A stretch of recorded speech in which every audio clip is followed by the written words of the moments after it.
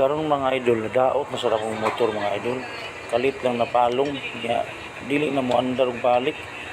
So akong gisubay ang mga wirings. Gitanaw na ko mga wirings mga idol, wala man siya nangahublot. Gitanaw na ko ning source coil. Okay man po na may voltahe, gitistira na ko, sakto may voltahe. So dili siya daot. So akong gitanaw ang spark plug, naam din spark plug dahil yung IPI dahil nga Mio 125 is ang gitanaw ang spark plug.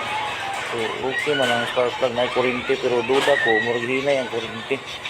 So akong gitanggal ang spark plug, akong gitanaw po na ko ang fuel injector.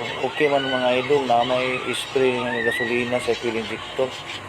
So ang spark plug akong gitanggal, akong gitanaw ang kiniliyang compression kung okay ba. Okay man siya mga idol.